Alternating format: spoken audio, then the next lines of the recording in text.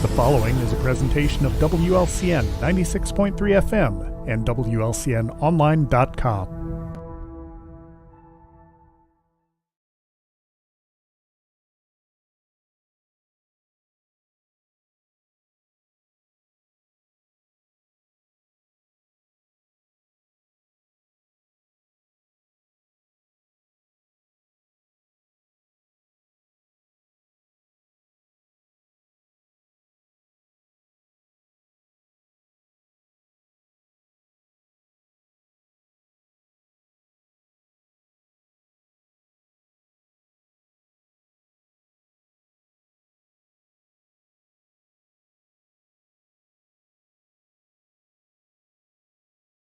call, or you can send us an email at 4pm411@wlcnonline.com.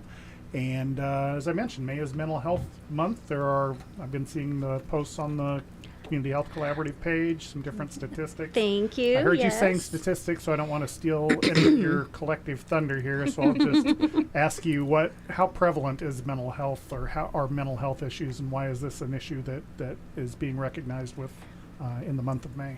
Well, I will start with that Lincoln Memorial Hospital completes a community health needs assessment every 3 years, and mental health consistently comes up as one of the highest health priorities and needs in Logan County. And yeah, we could probably bore you with statistics all day. I have a couple that I can share with you just to kind of give you an idea. 42% of 8th graders, and these are Logan County students, 42% of 8th graders and 45% of 10th graders and 52% of 12th graders in Logan County reported just last year in 2022 that they felt so sad or hopeless for 2 weeks or more that they stopped doing some of their usual activities. Mm-hmm. So I would say it's pretty prevalent. Sure. Probably because they're humans, and it's pretty prevalent for everyone. Everybody's dealing with something at any age, but that's what we have reported by the Illinois Youth Survey for Logan County students.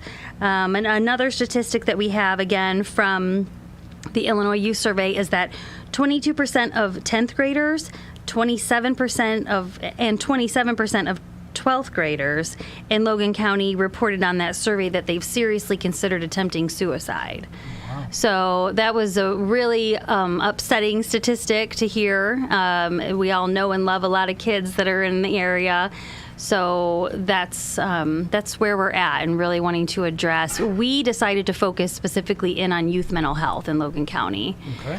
As a hospital and as the Lincoln Memorial Hospital Community Health Collaborative as a result of that community health needs assessment. Mm-hmm. And I've seen on some of the graphics you've been posting on social media, the National Alliance on Mental Health saying 1 in 5 adults in the U.S. experience mental illness. Less than half of those receive treatment. Also, I found this mind-boggling. 55% of all counties in the United States do not have a practicing psychiatrist. And I'm sure, especially being in a rural area, that if you just looked at the rural areas, that's probably a higher percentage, I would guess. Oh, for sure. So we're talking about it. So May is Mental Health Awareness. So what is mental health about, or what is mental illness? Because you see it portrayed in the movies as, someone's in a padded room and in a straitjacket, but that's not what mental health and not what we're addressing, although it's included, I suppose, but it's a much broader range of things that are covered when we talk about mental illness and mental health. So can you enlighten us a little bit, if you would? I'll pass that to the expert. I think you said it perfectly with how broad it is, because everybody has some kind of mental health and mental wellness, and everyone has to take care of their mental health. So we definitely aren't born and know how to naturally do things that are good for our mental health. So we have to learn those skills, those coping skills and anger management, how to deal with those stressful situations. So using those skills and teaching those to our kids, talking about our mental health around the dinner table with our friends and families, those are some of the things that can really help impact and improve our mental health.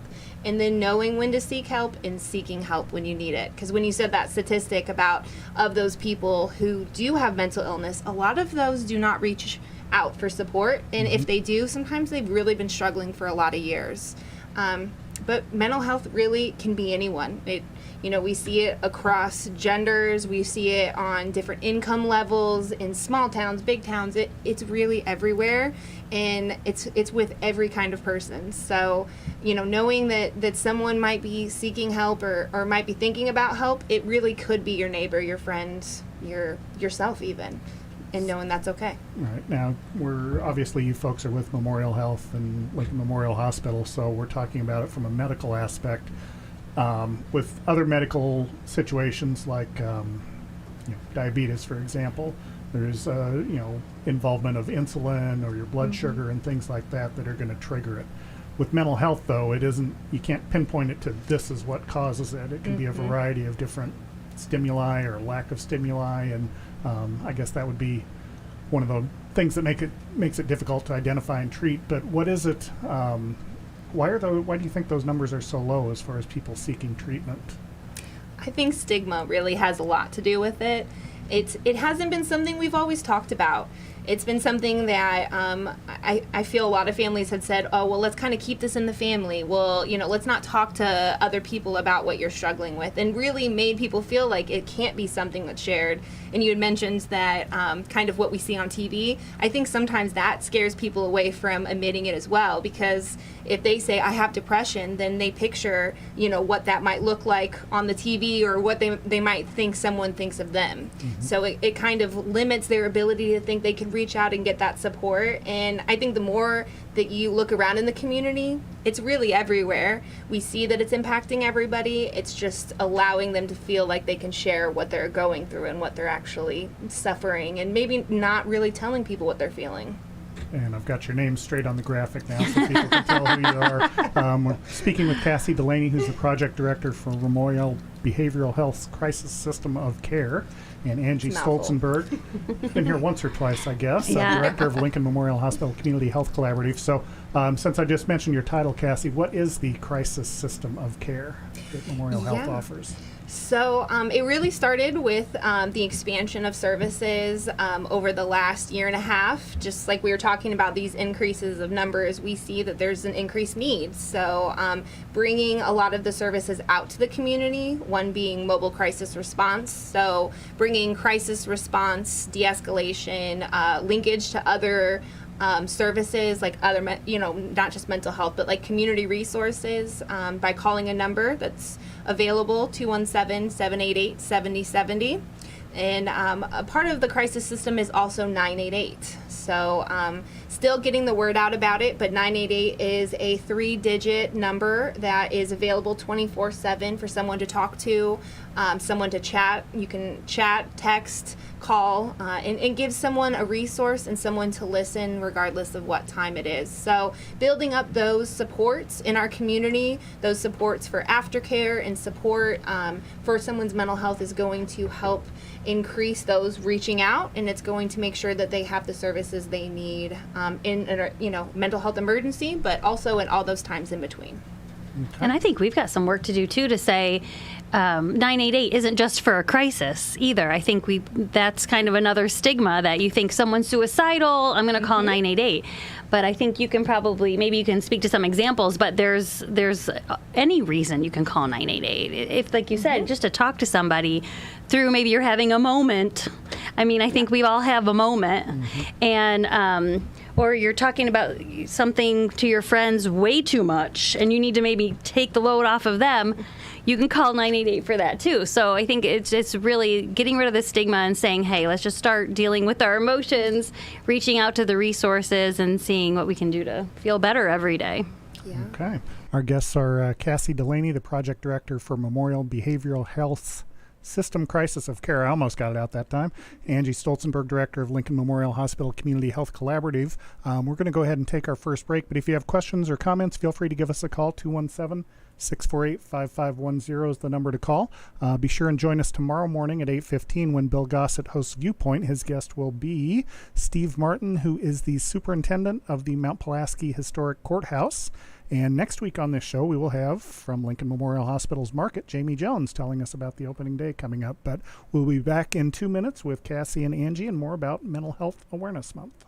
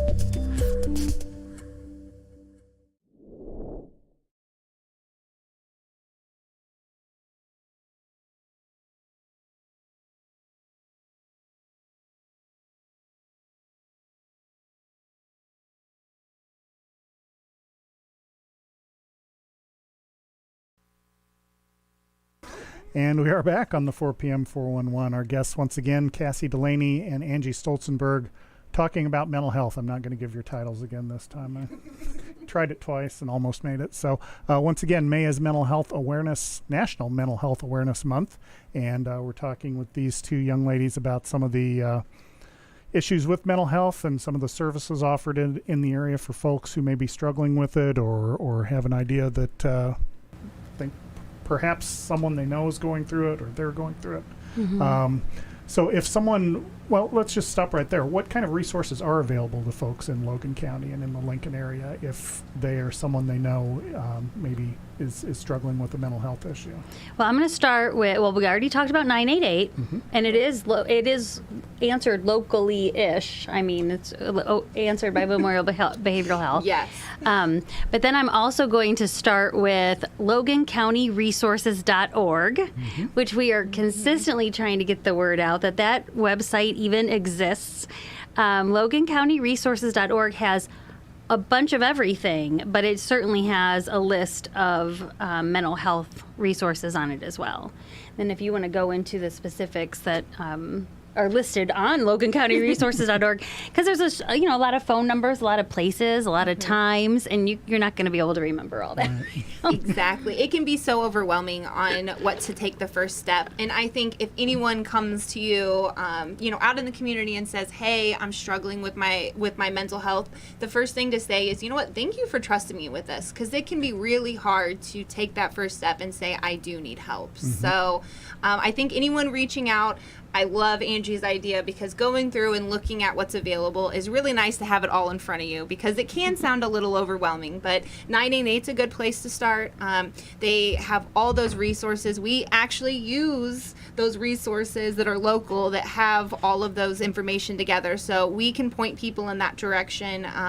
But also things like walking in, we have a Memorial Behavioral Health location in Lincoln, and they have walk-in hours from 8 to 4:30. So there are availability to walk in. And then, as I mentioned before, mobile crisis response is always a good support for someone out in the community, someone at school. We can go to many areas where someone may be struggling. They may need a little bit of support, someone to talk to, maybe some additional connections within the community. So it's always good to reach out if you need support. You can start by telling a friend. You can telling someone you trust and share some of those things that you might be feeling.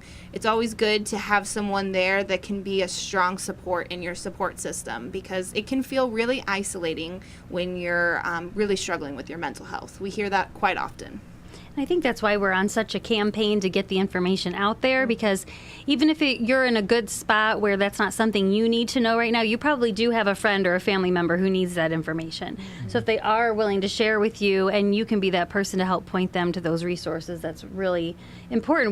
We need to take care of each other. I think we pointed to that not too long ago. Anyone who's watching Ted Lasso, I think that's one of the things they talked about as kind of the campaign is we need to take care of each other and check in on each other and ask the people that are around us how they're doing.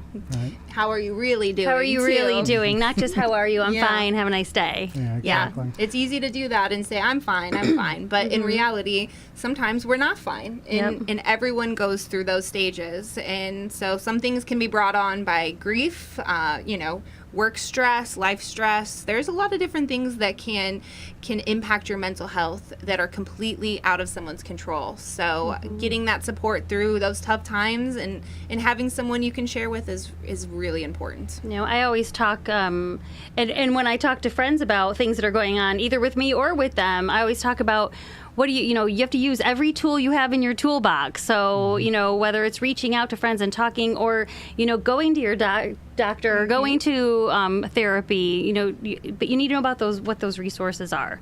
So look for tools in your toolbox and get them in there, maybe before you need them or so that you can help your friends. And you both mentioned used some words there. You talked about people feeling isolated and going through a crisis. Obviously, we've had a crisis of epic proportions with people feeling isolated with COVID. Has that contributed more to mental health issues, do you think? Or do you think folks like you are just doing a great job of getting the word out, and now people are able to recognize it more when they see it. I think it is definitely a work in progress. I think we've seen an increase, and the pandemic is kind of a good indicator of when we saw an increase, but that increase was already happening. So I think we see that the numbers are increasing, people are struggling more. I do think especially the younger generations are reaching out more, are talking more openly about mental health. It's one of the things that I am very impressed with when I go to those high schools or those middle schools, is it is part of a conversation. But I think we all can learn more. We all can learn how to support each other better. We can all learn those signs and symptoms and what to look out for, and just have some ideas of how you want to start a conversation with someone. You know, hey, I've noticed that things have been a little bit different. You've not come to lunch with me. You know, are you feeling okay? And feeling comfortable having those conversations, because sometimes somebody needs to have that brought up and to really be able to say, yeah, I guess I'm not really doing as good as I thought I was. And so once again, we're talking with Cassie, Delaney, and Angie Stoltzenburg about all things to do with Mental Health Awareness Month, which is happening here in May. Once again, if you have questions, 217-648-5510, the number to call, or you can send us an email at 4pm411@wlcnonline.com. We've talked about the mental health being something folks need to be aware of and deal with and are going through. We talked about some of the resources available in Logan County and just generally as far as reaching out to other people and so forth. Are there certain things that people should look for in terms of, you know, I've got this friend and maybe they're going through something, maybe not? Are there things maybe in their conversation or behaviorally, if that's a word, that are sort of common symptoms that folks could be on the lookout for? Yeah, you know, anything that you see that are big changes. I think changes in like increased irritability. Sometimes people are quicker to anger. Sometimes people sleep a lot more. So with depression, like in particular, you see that someone maybe doesn't want to do the things they normally did. They don't enjoy what they used to do. You can see things as kind of on both spectrums, right? Maybe people are not eating as much, or they're eating too much. They're sleeping not enough and too much. So, you know, again, it's that marked change. So if you see changes in behaviors and things that they used to get enjoyment out that they're not doing anymore, those are signs that maybe something's changing or something's a little bit different. With kids, it's a little bit different, because I do think that kids can be more impacted by the environment. So sometimes changes like going to school can maybe change their behavior for a little bit. So just really watching out for increased anxiety. If you see a lot of stress, you know, school, academic pressure, social media, there's a lot of stressors out there for youth these days. So watching out and really checking in and having that open communication. If you see changes, or if you're concerned about depression, you can bring it up and say, hey, I've seen these changes. Have you felt differently lately? Sometimes even bringing it up can start sparking, oh yeah, things have been a little bit different for me. All right, so we'll go ahead and take our second break now. Once again, 217-648-5510, the number to call if you have a question or comment about National Mental Health Awareness Month or mental health in general. We'll be back in 2 more minutes and talk more with Cassie Delaney and Angie Stoltzenburg.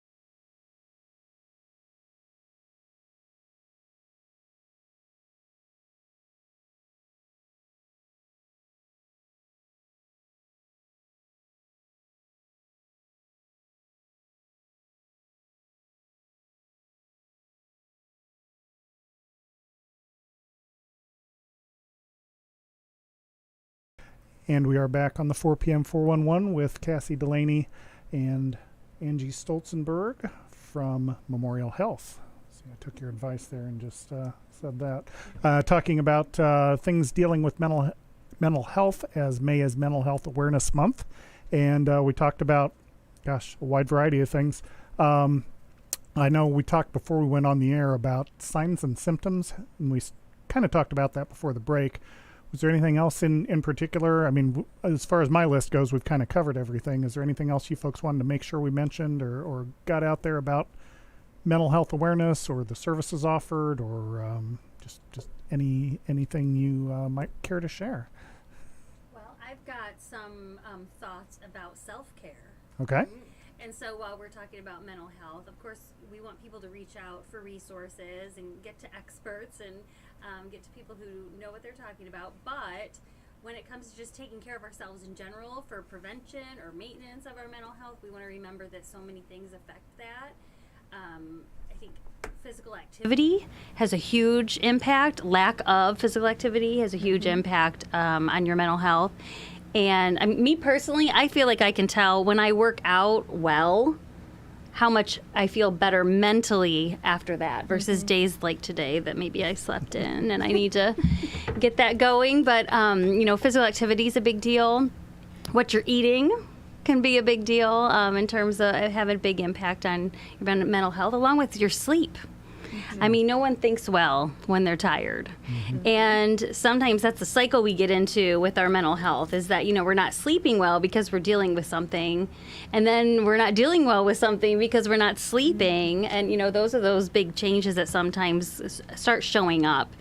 That you haven't been sleeping well, that you want to look into as a potential symptom. But I think self-care is always something to think about. And then with that, I have to segue into our Trailblazer program and the fact that today is May is also National Bike Month. I saw that. So when you're thinking about being physically active, think about hopping on your bike and getting some alone time, or do it with friends.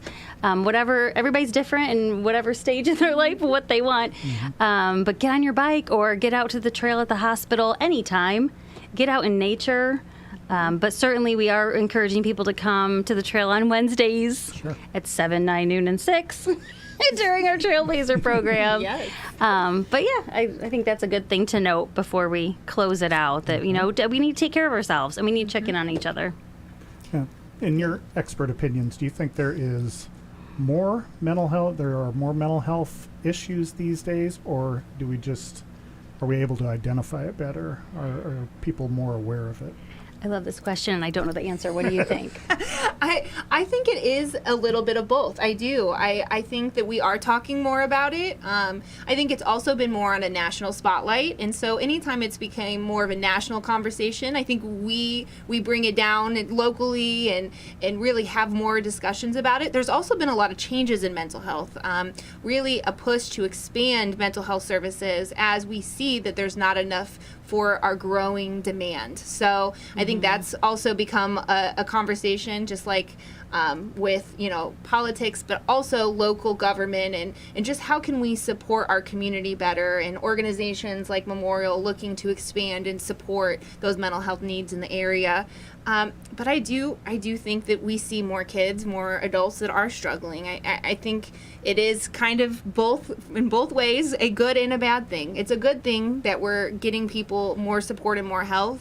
I think it's tough that people are still really struggling. So you see a room of 5 people and you think one of those is most likely struggling with their mental health or has struggled. So it is very prevalent, and it's not going away. So what we can do is definitely bring this to more of a spotlight, more of a discussion in our households, supporting our children, and normalizing the fact that sometimes we need therapy, we need extra support, we need to visit our primary care physician and check in with our mental health. So all of those things, self-care, I think self-care can be a whole discussion in its own because everybody needs it. So I think all of those things can really positively impact what people feel comfortable reaching out for. All right, and we are almost to the bottom of the hour. We talked about some of the resources. If they are going through something or they know someone, Are there some quick resources maybe you can repeat again just for people who might be listening and want to get that out there? 988 is available 24/7. We've got mobile crisis response 217-788-7070. We also have our main number if somebody wants to get started with services, 217-525-1064. And I'm going to have Angie read the farm line for me. And there's a 24-hour farm line at 1-833 FARM SOS. 1-833 FARM SOS, and that's for farmers, their families. Yep. Yeah, and we're sitting near cornfields now, so we know we're in the right place to be talking about the farm line. Exactly. You're in the middle of several fields. So, Yep. Once again, speaking of fields, thank you for sharing with us about your medical field and the Mental Health Awareness Month. Cassie Delaney, Project Director of Memorial Behavioral Health's Crisis System of Care. I almost got it that time. And Angie Stoltzenburg, Director of Lincoln Memorial Hospital Community Health Collaborative. Once again, join us tomorrow for Viewpoint at 8:15 with Bill Gossett and the State Historic Courthouse in Mount Pulaski Superintendent Steve Martin. And then next week on this program, Jamie Jones from the LMH Market will be with us. So thank you for joining us, and we will talk to you next time. The preceding program is a presentation of WLCN 96.3 FM and WLCNonline.com.